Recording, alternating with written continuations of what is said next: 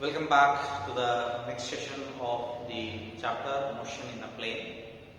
Friends, now we are at the last topic of this chapter, that is circular motion. Even the circular motion is also considered as a plane in a motion, or motion in a plane, motion in a plane. That means here it is having only the two axes, right? So how it will be considered as a motion in a plane, and what things are related to this circular motion, and everything we are going to study in detail today in this video. Let us start step by step. The circular motion. I wrote here the definition of the circular motion. They said here motion of the particle along its circular path. So now if you consider any circle, so if you put your finger on a circumference of a circle, then if you move along that, then that itself is considered as a circular motion. Then second thing is, there are some important definitions, hardly 5 to 6 definitions are there which are related to, very much related to the concept called as circular motion, that is uniform circular motion, angular displacement, angular velocity, time period, frequency and linear velocity. There are some important definitions. Let us study step by step. The first one is uniform circular motion. What exactly it says? When a particle is moving along a circular path with a constant speed, then it is called as what? Uniform circular motion. That means what? Again, it is also possessing circular motion only, but with some constant speed. Such type of motion along the circular path of an object is called as what? Uniform circular motion. Next one is angular displacement. Angle covered by the particle at the axis of rotation is given in a given time is called as what? Angular displacement. For this, we need to understand with the pictorial representation. Suppose if I draw a circle. With center, if the body moves from one place to another, what the angle covered by the particle at the axis of rotation. So here is axis of the rotation in the center. So this is indicating the axis of rotation. In this way, body rotates. At that time, so there is an angle. If the body is here and it comes here, so that means what? Look at this. It is here now. It comes here. So there is an angle. So the angle covered by the particle at the axis of rotation in the given interval of time. This is called as what? Angular displacement, theta. And next one is angular velocity. It is the ratio of angular displacement to its time taken. Therefore, here it is the ratio of angular displacement to its time taken, and it is denoted by the word omega. This is not W. This should be read as omega. So it is denoted by omega, and henceforth. So most of the students are interested in engineering. So in the engineering or in the electrical branch in second PUC 2 also. So this equation is very much useful. That is omega is equal to 2 pi f. That is equal to 2 pi by t. What the way f is equal to 1 by t, that I will explain in the next definition. So omega is equal to 2 pi f or equal to 2 pi divided by t. So SI unit of angular velocity is radian per second. This is very, very important. SI unit, that is the angular velocity is expressed in terms of radian per second. The next one is time period. So here, if you consider a circle, in that circle you start your journey from one end and complete one complete cycle. So at that time, so to move from one place to the same point in a circular path, that means start journey and up to stay there only. So to complete one circle, to complete one revolution, is called as revolution. So time taken by the object to complete one revolution is called as what? Time period. Time taken by the particle to complete one revolution is called as what? Time period. It is denoted by capital T. Then next word is frequency. That already these things are studied in the middle class level. So that is just a briefing. The next one is frequency. Frequency means revolutions per second. So now look at this. If you give me 1 second, I will go on like this. 1 second. 1 revolutions per 1 second. If you give me 1 second, if I go 2 rotations, 2 revolutions per second. If I give me 1 second but 3 revolutions, 1, 2, 3. So that means what? Number of revolutions per second or the reciprocal of time period is is called as what? Frequency. And frequency is measured given by F equal to 1 pi t. The SI unit of frequency is hertz or per second. The same equation F is equal to 1 pi t only I substitute here. So W equal to 2 pi F or F equal to 1 pi t. That's something I substitute here. Afterwards, and the next definition is linear velocity. Ratio of linear displacement to the time interval is called as what?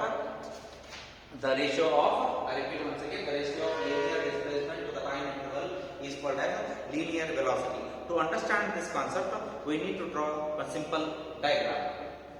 I will draw this side.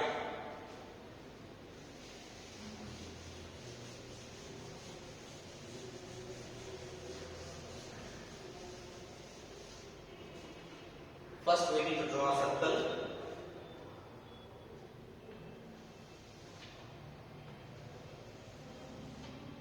So, you must use compass while drawing the diagrams.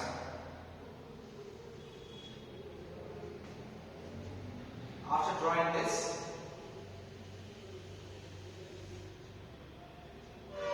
consider center, then consider two positions, say P and P prime. It substitutes an angle, subtends an angle theta at the center. Once it subtends an angle theta, and this is for obviously you know that this is radius, this is theta.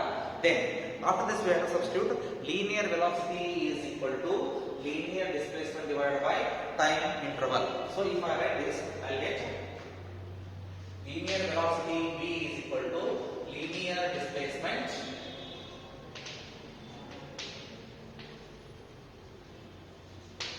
displacement divided by time interval. So now V is equal to, here linear displacement is nothing but R P P prime divided by delta t, or so you can say time interval T or delta t. Afterwards, if I calculate this angle of total angle 360 degree theta, so it becomes d theta. Then if I substitute R is equal to becomes R d theta divided by T. R d theta divided by V is equal to R d theta, because just recall the definition of radian and steradian chapter 2. In that two supplementary units are there. In that two supplementary unit, one is plane angle, another one is a solid angle. To define the plane angle, I use this concept R. This is what R P P prime. I want to calculate this length. So this length is given by R into d theta. Then if I substitute, I will get this equation. After this, once again, next thing is V is equal to kept R as it is. It can be dt only, time interval dt. So that is given by d theta by dt, that is equal to R omega. So V is equal to R omega is the relation between what? The linear velocity and the angular velocity. Here only I read it is the ratio of angular displacement to the time taken. This can be written as omega is equal to d theta by dt. In some book they written delta theta by delta t. In some book they written theta by t. All words. So now omega is equal to d theta by dt. So this is equal to V equal to R omega is the relation between the angular velocity and the linear velocity. Very important equation. V equal to R omega. I repeat, it should be read as V equal to R omega. Now friends, with this basic foundation in the circular motion, let us proceed to the next important heading called as centripetal force.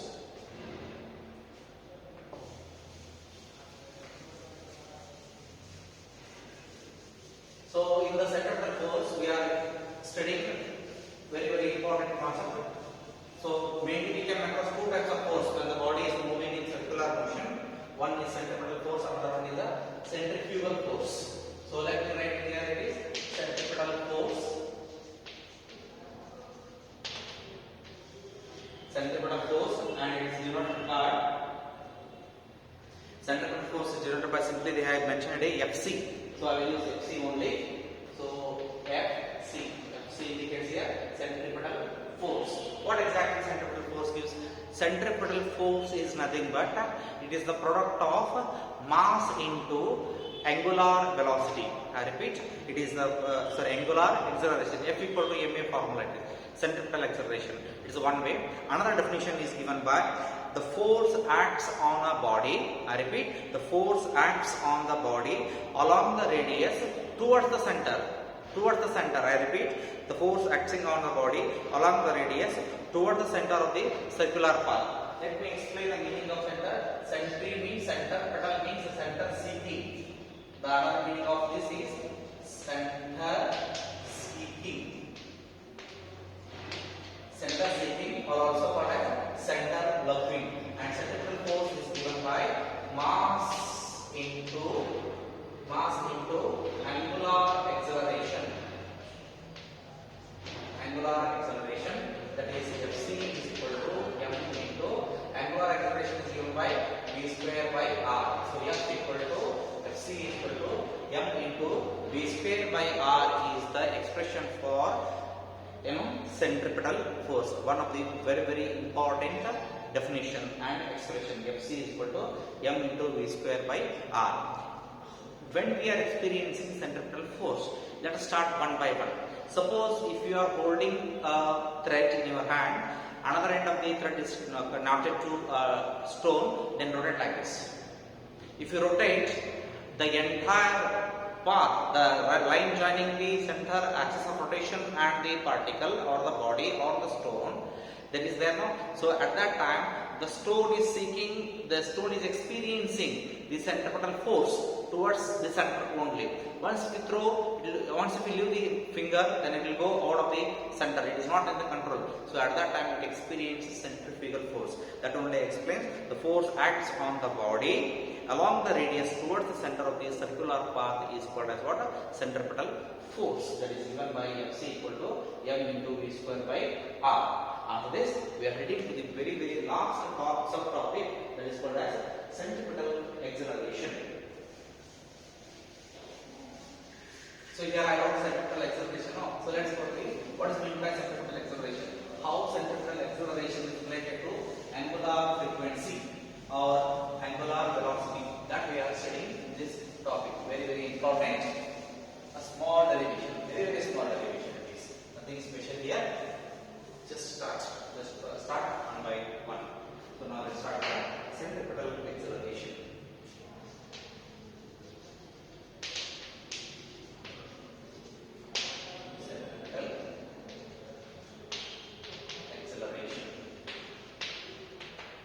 Centripetal acceleration denoted by a subscript C, AC. So what we are writing here? So if I write the definition, when a particle is moving, it is acting along the radius towards the center. So here, again, there we say velocity. Here you have to say acceleration. The particle is moving with some acceleration. I repeat, the particle is moving with some acceleration and is acting towards the center seeking it is, again, towards the center of the circular path. Such type of acceleration is called as what? Centripetal acceleration. It is the acceleration possessed by the particle when it is moving along the line joining the center of the circular path. It is called as what? Centripetal acceleration. So now to understand this concept, let me draw the diagram. So the first thing is I have to draw the circle first. First draw a circle using a compass.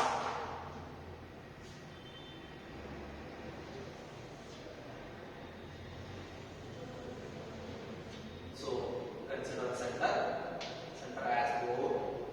Then at the beginning, the object is at P.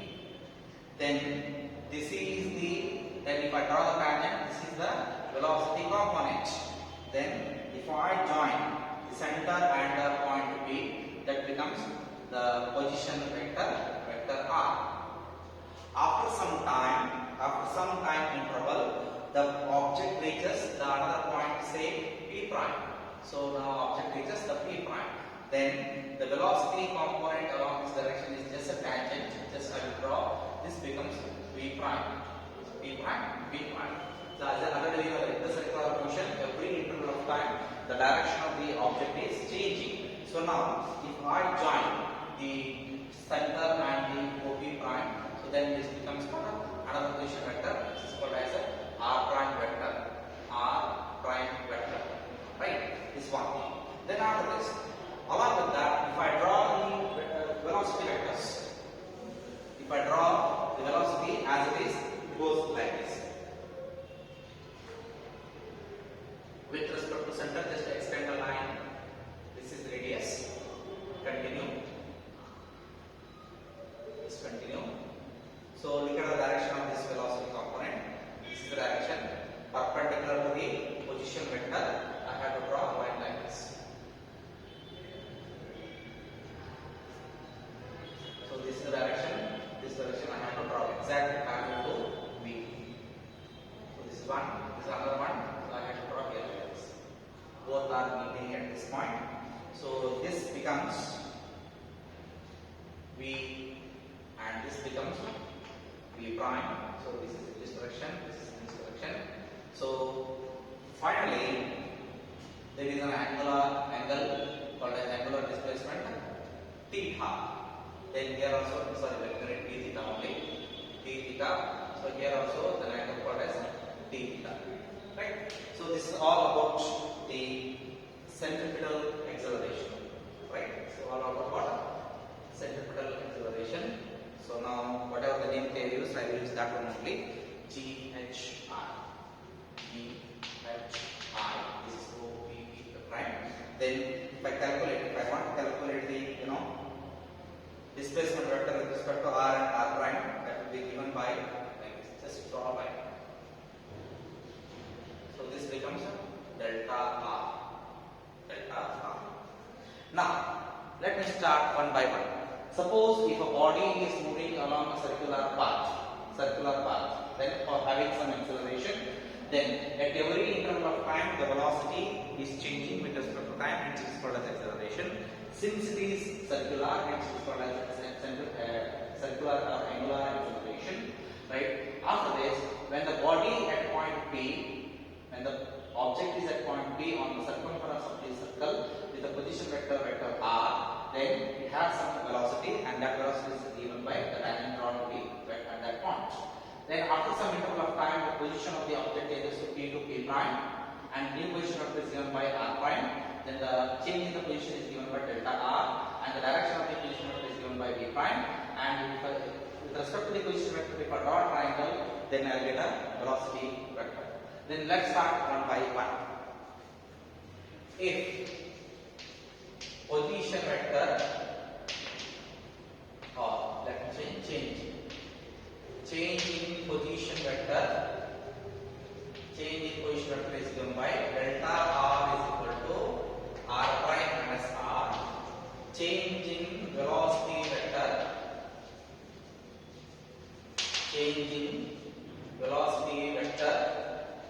is given by delta v is equal to v prime minus v. So this is delta v.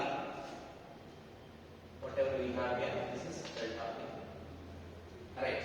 So according to the definition of what the centripetal acceleration, therefore centripetal acceleration is given by AC is equal to delta v by delta r. So this is one thing. So delta v by delta r. So now one thing we should keep in our mind that in circular motion, look at this. R is perpendicular to P vector, R prime is perpendicular to P prime vector. So all these three are perpendicular to each other. So I can write here vector R is perpendicular to vector P prime. Then vector R is perpendicular to vector P. Here P prime, R prime, and R and P are perpendicular to each other. So obviously, therefore, delta R must be perpendicular to delta V. Delta R must be perpendicular to delta V must be perpendicular to delta R. After this, once we complete this one, let us proceed to the next one. Here we have written already AC equal to delta V by delta R. Suppose if I consider this, if delta T tends to 0, if delta T tends to 0, I have written T, no? If delta t tends to 0, then average acceleration, this is also centripetal acceleration or also called as average acceleration. Average acceleration becomes instantaneous acceleration.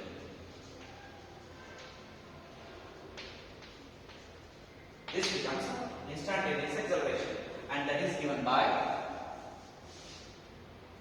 AC is equal to limit delta t tends to 0 delta v by delta t. This is right here. Say equation number 1. Now, if you look at this diagram, there is a triangle. OPP prime is one triangle. It is made by the position vector. There is another triangle GHI made by the velocity vector. Right? The position vector this is velocity vector. If you compare both the vector, here d theta is there, here d theta is there. D theta is the angle. D theta is the angle made by both position vectors and velocity vectors. That means both vectors are subtending same angle only. Here the subtend d theta is subtended by the position vector. Here d theta is subtended by the velocity vectors. Hence, I can say that OPP prime is similar to triangle. OPP prime is equal to or similar to triangle GHI. Triangle GHI. This is very important expression. After writing this, once you arrive at this one, after this just simple substitution, delta R by R. Delta R by R is equal to delta V by V. Then I want to know what is delta V. So if I rewrite this one, I will get delta V is equal to V into delta R divided by V into delta divided by R. Just substitute here. Then once you say equation number 2. In 1, this equation should be substituted here. So equation 1 implies AC is equal to limit delta t tends to 0. In the place of delta v, I have to substitute v into delta r divided by r 1. Then 1 by delta t as it is. 1 by delta t as it is. After this, AC is equal to v by r is constant. Take it outside. V by r. So once I take outside, it becomes limit delta t tends to 0 is equal to into delta r by delta t. This already we know that limit delta t tends to delta r by delta means small change in the displacement with respect to small change in the velocity. This becomes instantaneous velocity. So this becomes obviously AC equal to v square by r because this is instantaneous velocity. And one more thing we know that so v is equal to r omega. Just a couple of minutes back we discussed the relation between linear velocity and angular velocity. V equal to r omega. Substitute here. So once you substitute, what I will get AC is equal to r square into omega square divided by r. In the place of omega v, I am substituting omega r into omega is v square, and it becomes r square into omega square. R square into omega square divided by r will cancel. So finally AC equal to r omega square. Very one more important equation. So v equal to r omega and centripetal angular linear velocity is equal to angular velocity into radial vector. Then AC equal to centripetal acceleration is equal to r into omega square. One more very important equation. So now friends, while watching this video, do draw the diagram properly, then start explaining or start writing writing yourself by watching the video, then you will understand the concept in detail. So now with this I am completing this chapter, motion in a plane. So shortly we will be getting a PDF file. Seeing that PDF file only, write the notes in a notes book. Otherwise, until then, no need to write anything. Just do watch the video, and if you want to practice any important derivations, do practice in the rough book. Thank you.